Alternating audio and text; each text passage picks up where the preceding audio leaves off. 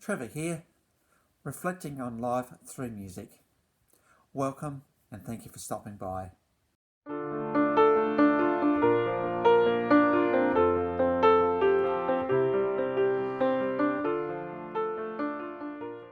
Well, I trust you enjoyed my last video on the band Eels and their song, I Need Some Sleep.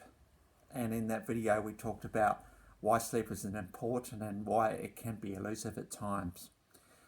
And as I hinted at last time, I was a little bit excited because we are finally, I think after 5 years of written and now video posts, I'm getting to my favourite band of all time, and I'll let you know about who they are in a minute, because there's a bit of a preamble here beforehand. Because in 1960, four guys got together in Liverpool in England, and they changed music forever. Over the course of 10 years, they released 13 albums. The first half of their career was amongst screaming fans and becoming very hard to hear themselves. And then in the second 5 years, they got more creative and they started to release albums such as Yellow Submarine and Sgt. Pepper's, the White Album. And then we had the infamous Abbey Road album, where things were starting to fall apart for the four of them. And we've got that famous crossing picture that everybody takes a photo of when they're there. And then we were left with Let It Be. Now, Let It Be was released in 1970. And what's quite fascinating about that album, and particularly in the context of the group I'm going to be talking about in a second, is I think the song Long and Winding Road. We saw this almost epic art piece of music backed up by this absolutely beautiful lush string arrangement, which just would not have been as good without. So in a chance meeting in 1970 in Birmingham in England between a guy called Roy Wood and a guy called Jeff Lynne, and they looked at what had happened over the last 10 years and thought to themselves, gee, I wonder what would have happened if the Beatles had kept going. I think we can create something new based on their legacy and see where it goes. Well, that chance meeting birthed the band, the Electric Light Orchestra, or ELO as they're known. They're actually known as Jeff Lynne's ELO now because they're actually still going. If they could be performing, they would be 50 years after the start. And so they set out to be creative and innovative and new. And at that initial meeting, the drummer Bevan, who I think Jeff knew, was also there, and he became a mainstay for the band pretty much right throughout their earlier career. So they thought, well, what can we do about this? And so in 1971, they released their first album, ELO, or Electric Light Orchestra. And on that album, they created this iconic track, which is still played live today, the 10583 Overture, which set pretty much a precedent for how they would be as a band going forward. Now, I've actually included a link to a clip. I could have gone for the lush way that Jeff plays this song now, but I've gone back to the first times, back to when it all started, and you'll see just how innovative and excited they actually were to be playing this song. This song has been hailed as an absolute breakthrough song, not just for ELO, but for music in general. So that's why you probably, if you want to have a look at something a bit old and just realise it is old when you look at it, the clip's there. But in 1972, I think both Roy and Jeff were creative geniuses, and there wasn't room. This town wasn't big enough for the two of them if we look at the Western thing. And so Roy decided it was time to leave, and he went off to create another venture of his own. Around that time, Richard Tandy came into the scene, and he's been a long-stay keyboard player for the Electrical Orchestra. And when he's able to, he will be the keyboard player or one of the keyboard players for the band. And he pretty much influenced the ELO sound right up to mid 1980s. So we had Jeff and we had Richard, we had a budding, and we had Bev, and we had a budding number of violins and cellos on stage as well, because Jeff wanted to keep that lush orchestral arrangement behind their sounds. 1973, they released ELO 2, and that had the cover Roll Over Beethoven, which is about the only song ELO ever did that was not written by Jeff Lynne. And they play that one even today. It's one they often kind of finish off with at the end of their artists because it's a bit of a rocky number. There's another song that a fan favourite called Kuyama that it was also released on that album. In 1973, we've had an album in 71, an album in 73, and another album in 73 on the third day.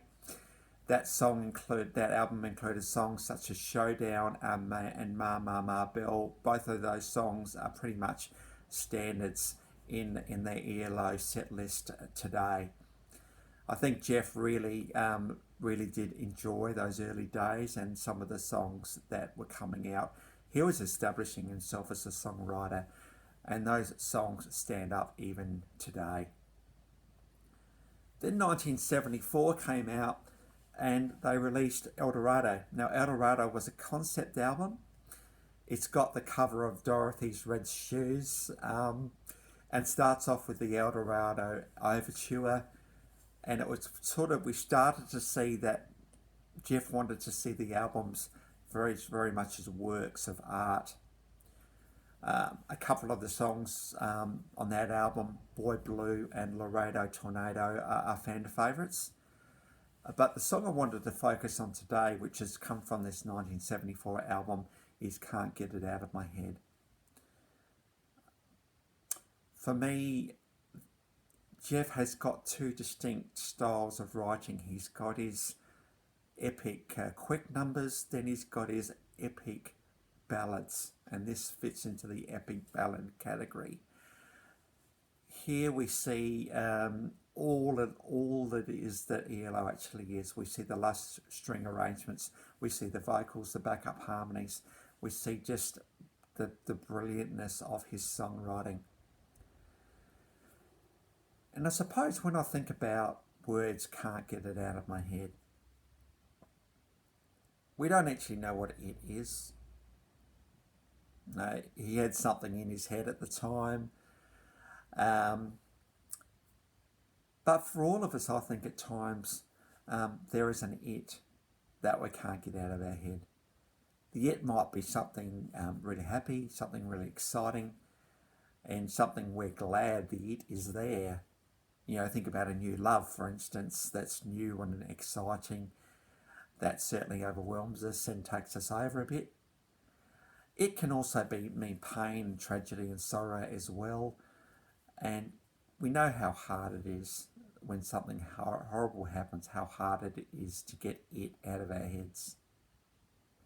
But I think what Jeff has created with this absolute masterpiece of a song is he's created a sense of space and a sense of peace and a sense of wonder about this it, which when we talk about legacy, Jeff Lynne has left a legacy for humankind with his songs. This is just one of those songs that whenever it's played live, and it's still played live, this one, people just stop and listen and reflect. So if anything today, as you look at the clip, and I've had to go for a clip from 2014, even though this song was written in 1974, because it's just done so well. There's lots of strings here.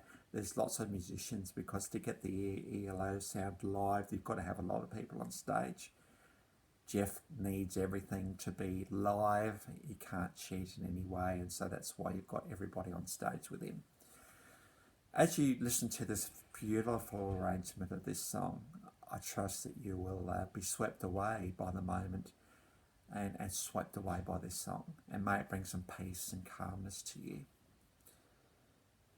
So I've got a couple of links below. I've got the link to the 10583 Overture. That's ELO in their very, very, very early days. So please keep that in mind as you watch, because it is a bit corny and a bit quirky. I think that's what they were back then. So please bear that in mind as you watch that. Then I've got a live version of Can't Get It Out of My Head from 2014. You'll just see how beautifully done this particular song is done in this concert. This concert was a real surprise to Jeff. He was expecting about 12 people to rock up, because he had been a bit dormant for probably 13, 14 years before that. About 50,000 people rocked up. So pretty amazing thing. I'll tell you a little bit more about that, because I'm going to do a bit more on ELO over the next few videos. And I've also included my video commentary from last time on the band Eels and I Need Some Sleep, in case you want a recap on that as well. Feel free to have a look at that. In fact, my links to previous commentaries are in each of my videos, so you can just go right back to the start if you want to. So I trust this has been an encouragement for you today. We're going to follow the ELO journey for a little while, because as I said, they are my favourite band and I want to be able to talk about them for a little while, so I trust you'll come along for the journey.